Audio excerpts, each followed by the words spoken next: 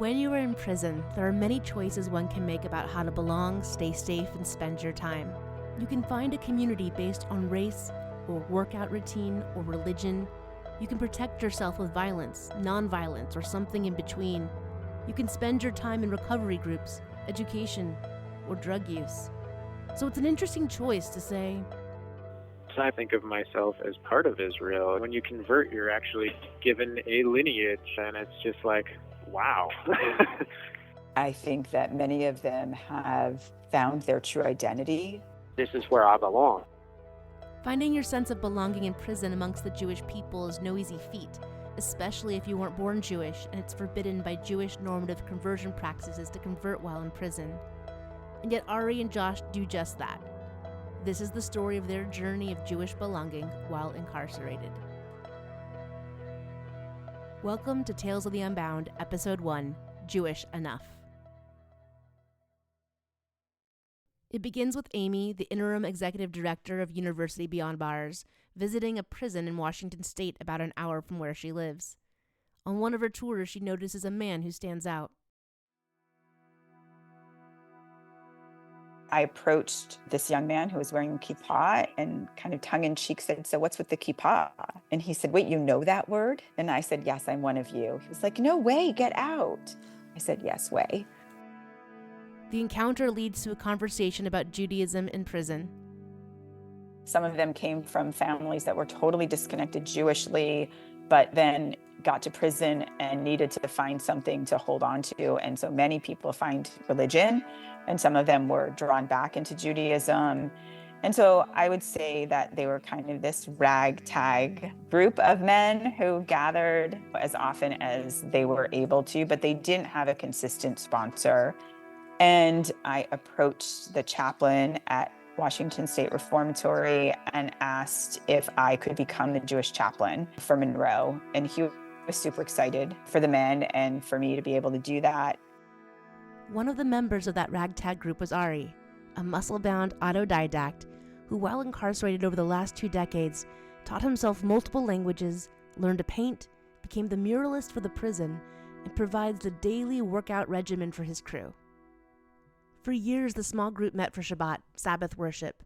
There were a few Jews by birth who could teach the others, but in order to share equally in the process, Ari looked for the ways to learn outside of the circle as well. He watched recorded classes from community colleges in his cell. I saw that college professor on the Bellevue channel teaching Hebrew that I was like, wow, maybe I can take my Bible studies to the next level. Ari read books and learned Hebrew. When I was working in the chapel, there was actually some Hebrew books by Miriam called Biblical Hebrew Step by Step. And I learned from a book by myself. There were cassette tapes that come with the book, and I would sit there while I was working and just kind of listen to things. There was another one called Prayerbook Hebrew that had 9 CDs, and I would sit there and learn how the cantors were singing things. So by the time I met Amy years later, she was actually surprised because she goes, "Oh my gosh, how did you teach yourself Hebrew?" Ari helped grow the community, welcoming others in like his cellmate Josh. Josh is effervescent. You can feel his enthusiasm for life in his every word. He found himself a lifer at a young age, and yet Josh's focus over the last years has been in restorative justice, taking atonement seriously, serving on volunteer boards, and helping raise support dogs.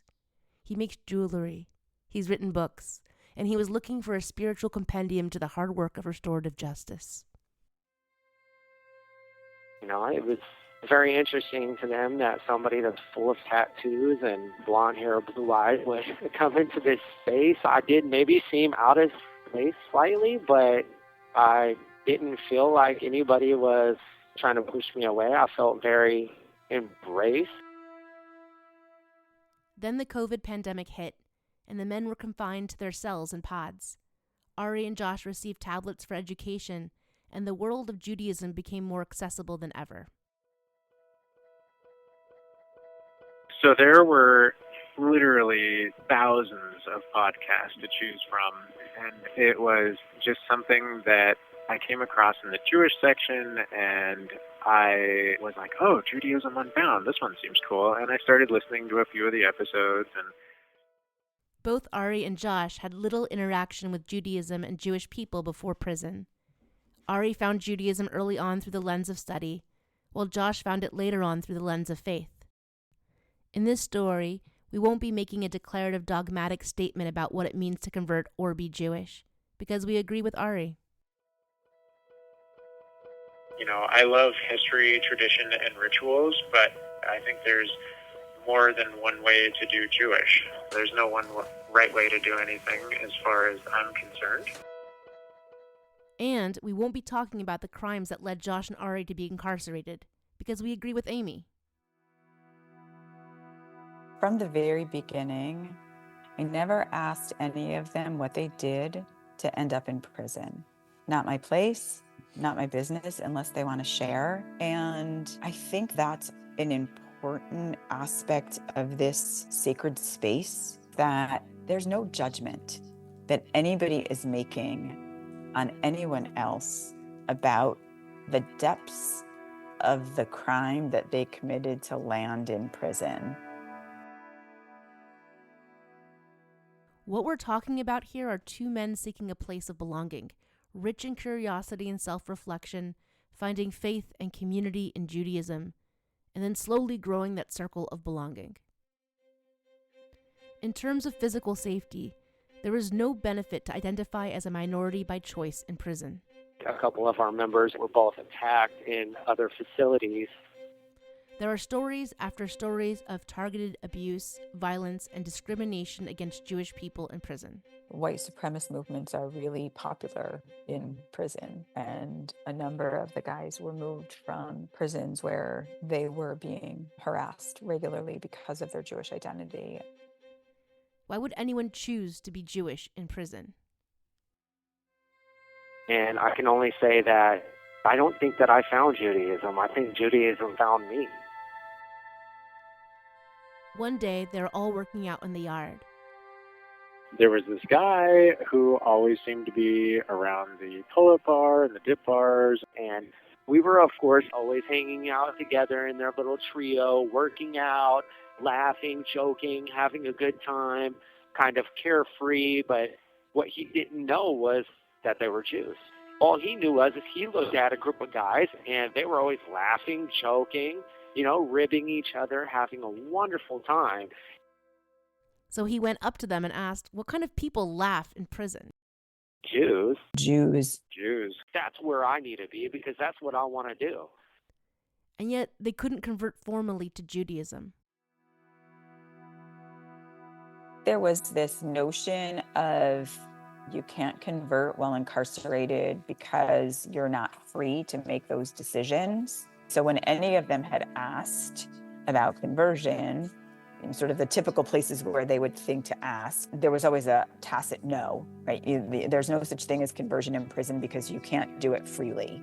So in the conversation that we had had with people, it was always, when I get out, I want to do this. And how do I do that when I get out? And it was like, well, we'll help you find the path when you get out.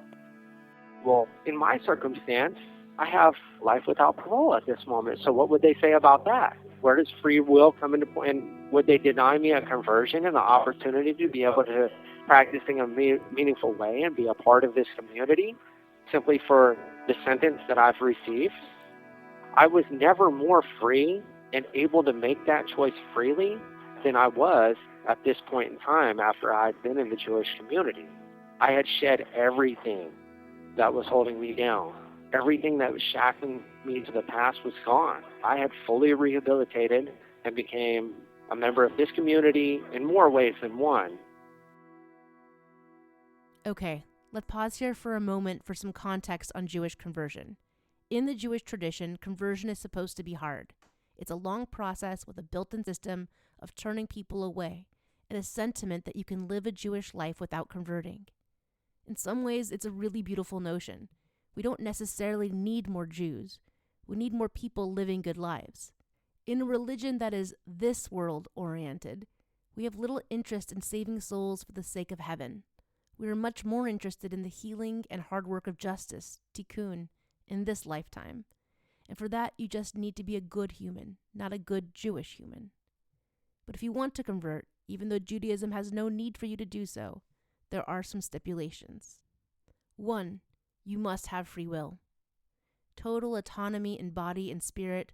This is likely related to historic Jewish trauma of being forcibly converted. 2. You must not benefit or gain from conversion. This is about authentic intention. You could read it as a fear of assimilation, including folks who will change Judaism unrecognizably, and also likely related to theories around chosenness and being present at Sinai. In fact, traditionally, Jews say that all Jews across time, past, present, and future, were standing at Sinai when we received the commandments, which means conversion isn't a change. It's an affirmation of your Jewish soul. 3. You must be able to observe all of the mitzvot, the commandments. It's nearly impossible to observe Shabbat according to halachic standards, Jewish law, in prison. There are wonderful support agencies who provide access to kosher food and prayer books, but many of the required mitzvot cannot be followed while incarcerated. 4. Finally, there are 3 specific rituals a convert must undergo in order to fully convert to Judaism. Beit Din, The House of Judgment. a group of 3 rabbis who question your intentions and knowledge. In some spaces, it feels like affirmation, while in others it can feel like a dissertation defense. I was scared of going to the House of Judgment. I was scared of coming to the Beit Din. Ritual circumcision, Hatzafat Dam, and ritual immersion in living waters. mikveh. But in prison, There was no way to do the Hatzafat Dam or convene a Beit Din or do a mikveh. these rituals have been the way to convert to Judaism since conversion was introduced. But over time, each element became increasingly more difficult. Mikveh, ritual immersion, begins as a practice in the Maccabean period, but over time it becomes more complicated with how to prepare and the requirement of witnesses. Milah, or circumcision, used to be a small incision that you could hide, but after Jews started reversing their circumcisions in order to compete in Greek athletics, the rabbis made the circumcision requirements more extreme. In the rabbinic court, the Beit Din, which is now a fairly rigorous conversation that requires over a year of study and preparation, used to be just a single question. Don't you know that the Jews are oppressed? That's Dan Liebenson, founder of Judaism Unbound, president of Lippman Camphor Foundation for Living Torah, and co-host of the Judaism Unbound podcast. The line itself is from a chapter in the Talmud, Yevamot 47a, line 13, on the standards of conversion. It's one of the earliest documented cases of the process of conversion. Here's Lex Rofberg, the senior Jewish educator at Judaism Unbound and co-host of the Judaism Unbound podcast, sharing the text. A convert approaches the sages, who ask the convert, "What did you see that caused you to come to convert? Don't you know that the Jewish people, at the present time, is an anguished, suppressed, despised, harassed people, with hardships frequently visited upon them?" And then, if the convert says, "Yes, and I am unworthy," we accept them immediately. I know. The idea that suffering is the cost of identifying as a Jew as a core identity marker is intense. It's also consistent with the way many Jewish folks see Jewish identity now, 1800 years after the codification of this text. There's this fear around what it means to declare your Jewishness, and a wonder why someone would choose to join us. There's built-in rejection, fear, and self-loathing into the process of conversion. And the I am unworthy part, that's fascinating and uncomfortable. What's the convert unworthy of? Certainly not the suffering. Maybe that's our fantasy, that someone is so in love with Judaism that not only do they love us, they reject our rejection and self-recrimination, saying yes to beauty, to the realities, and to the unconscious insecurities that are part of Jewish identity. The sages know that there's a cost for identifying as a Jew, and that no worthwhile treasure is free. Here's Dan again in a conversation with myself and Lex Rofberg on episode 374 of the Judaism Unbound podcast. In the Talmud, basically, you just tell somebody a few mitzvot, a few small ones, a few big ones, and the one thing that you have to tell everybody is that we Jews take care of the poor. And that's it.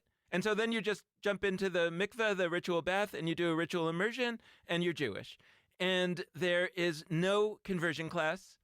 It does not have to be a year. It does not have to be a day. It just has to be a quick conversation, and then boom, you're Jewish. So this whole notion that people have that in order to become Jewish, you need to take a really big class, and maybe some people say you have to live as a Jew for a year, things like that. Those are not from the early days of the Talmud. Now, that doesn't mean that they're not authentic. I mean, they've grown up over time, but that was not the OG conversion. And if you care about the OG conversion, then there is room, we think, to do things differently.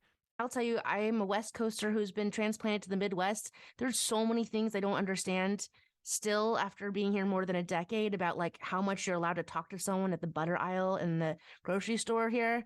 And in Seattle, you would just like wear your earphones all the time and it would be fine. And that's not rude, but here it is. Like all kinds of nuances that are around acceptance. And if at the end of the day, we're not just individuals on a spiritual journey, but a group of humans trying to change our world, then we have to figure out some kind of collective metric of acceptance. And so I think that if we're going to be pushing Jews to become Jews in their one beautiful area that will bring that gift back to the Mishkan, back to like the holy altar that we're building, then we got to do a lot of insider education about gatekeeping.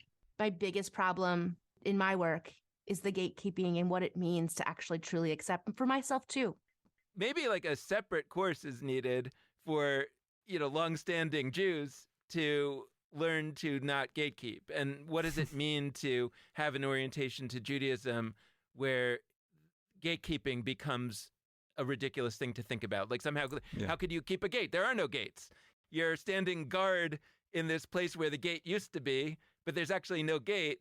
And so people can go around you and everywhere. So it becomes absurd, but maybe that's kind of what the world actually is. I'm very, very radical about conversion. Like, I really profoundly don't believe that there should be any substantial requirements. I love the idea that the one concrete requirement that we see in the Talmud is that you have to tell people that Jews care for the poor. That's the one thing you need to know. And then whoever's doing it can tell you a few other things, and then that's it. And by the way, part of why I think that was true back in the time of the early days of the Talmud is because, like our time, it wasn't clear what Judaism was. Judaism was in a great period of transition. How are you going to teach somebody what Judaism is all about and what Jews believe? It's all changing. And that's exactly like our time. So the idea that we would know how to put together a course to teach you all you need to know about Judaism when Judaism itself is changing becomes kind of absurd. This was the episode that prompted Josh and Ari to reach out to us. I loved how you guys had talked about not doing gatekeeping and all these other things that were barriers to people from the outside, and how the OG conversion of saying a few minor mitzvot and some of the greater mitzvot, but mentioning that Jews help the poor and all that. Sigh, gatekeeping. As I listened, I learned about, gatekeeping shouldn't be a thing. We should embrace folks in our community and have everybody have a joyous experience that's meaningful to everybody. And hopefully we can create this loving environment that just fosters community. And I loved that. Being locked away from who you want to be was not new for Ari and Josh.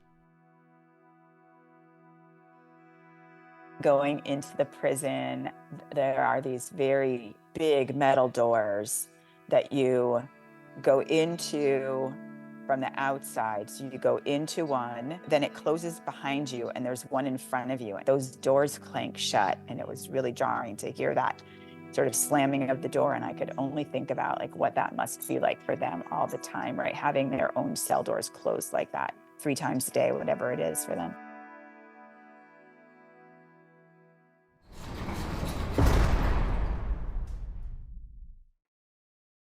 Locked out, locked down, and still every week Ari and Josh pursued what they've been told was impossible. It was a desire to affirm something that I already believed, but I just kind of wanted to announce it to the rest of the world. I had been keeping Shabbat and doing all the things for the last 15 years or so, and I just wanted to take that final step and be recognized. And over the years, I've actually tried to reach out to some of the local people, and I would get responses like, "Oh my gosh, that's so amazing, but at the moment I don't have time for a conversion student." And it's totally understandable. Rabbis are very, very busy people and underappreciated for the amount of work they do behind the scenes. But it was just kind of hard to find someone to do that. Rabbis are being reached out to by people who don't know them and they don't know. So there's that fear factor. What am I going to get sucked into? I don't have bandwidth for this. I'm going to travel an hour or an hour and a half to go see one person for an hour. Like, what kind of benefit is that for them? Is that how I really want to spend my time? We just never found a rabbi that would do it. I got some very nice letters back, "Hey, if you need a tallit or a siddur, let me know, but I'm sorry, I don't have time for this right now." And it's no fault on them. I get it. Like, I'm in a prison, and, it was just something that I was going to wait for if that were the case. The answers that we were receiving back is that it's going to be really hard. It's going to be difficult because people say that you don't have free will. So therefore, how could you convert if you don't have free will? And then one day, I typed in conversion under the search function on the podcast, and your name and a couple others came up. And I listened to them, and I was like, "Wow, Josh, this lady seems amazing, and you have to listen to this." And he's like, "Yes, you're right. We need to reach out to her." I don't know if this is going to work or not, but we'll see if she writes back. So I reached out to you, Miriam, via email, and you responded, and I was absolutely enthused because it was the first response I ever had. They found you simultaneously, and for both of them, it was this light bulb. Like, wait, we can do this. We want to do this. We want to do this now. Josh, Ari, and I talked for a few months. They wrote letters and emails. We spoke on the phone. They read every book and article I sent them, listened to as much Jewish content as they could get their hands on. They dutifully participated in Shabbat and study with Amy. And then once they approached me and said, "We found someone who is willing to help us. Will you help us?" I mean, in some ways it was a no-brainer. It's like, of course. Like, if you found rabbinic leadership that's willing to do this, it's fine with me. I'm happy to help in any way I can. We spoke with the prison. I studied up on ways we could follow traditional Jewish guidelines for conversion that might work within the context of a correctional system.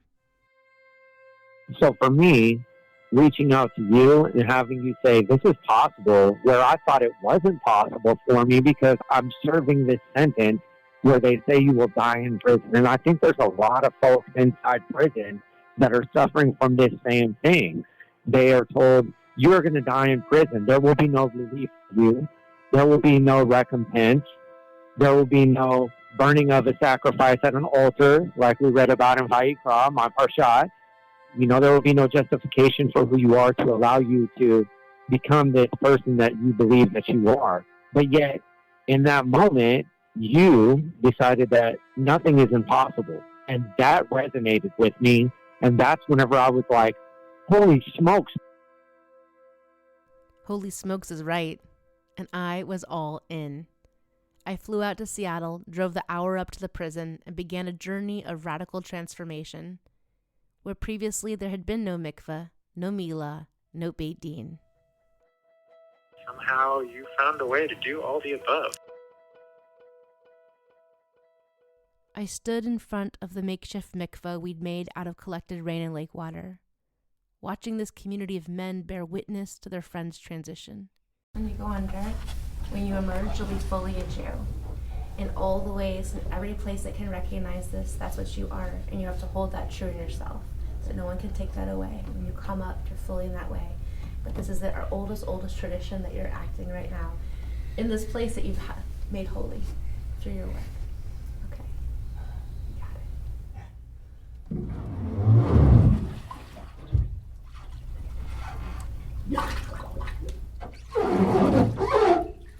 Kasher. Shema Israel. Adonai. Eloheinu, Adonai, Echad.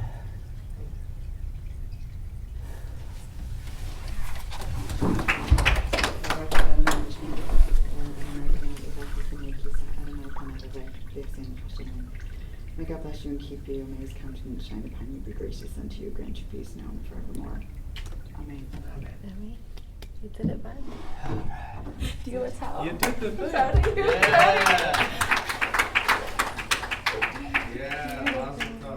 Mazel tov. I knew that this wasn't just the story of two men in a prison, not just about their chaplains or their community. It was also a story of my own conversion, too. The gates were open for all of us, and so we started recording our conversations so that others might walk through those open gates along with us.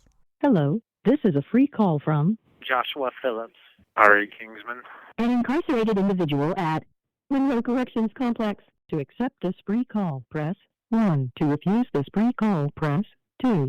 And we pressed 1. You may start the conversation now. Thanks for listening. Tales of the Unbound is a production of the Institute for the Next Jewish Future and part of the family of podcasts of Judaism Unbound. Tales of the Unbound was created and written by me, Miriam Terlinchamp, produced and edited by Joey Taylor, original music by Rich Herdinsky, art by Katie Kastner-Frenchman. Thank you to Amy and Marvin and all those who serve the Jewish people, and a big shout out to Ari, Josh, and all the Jewish folks in Monroe Correctional, and all people everywhere trying their best to do good time. Special thanks to DOC at Monroe Correctional who allowed access to Ari and Josh. Check the show notes to find out ways you can get involved to support those who are incarcerated and for amazing behind-the-scenes content. We'd love to hear from you, so you can email us at miriam@judaismunbound.com or find us at www.judaismunbound.com. Stay tuned for our next episode, where we will follow Amy in her journey to becoming a Jewish prison chaplain. I guess for me, it's really about helping them to do good time. And if the values and the morals of Judaism are an underpinning for them that allow them to do that, then that's what I want to help them do. Become better people. This has been Tales of the Unbound.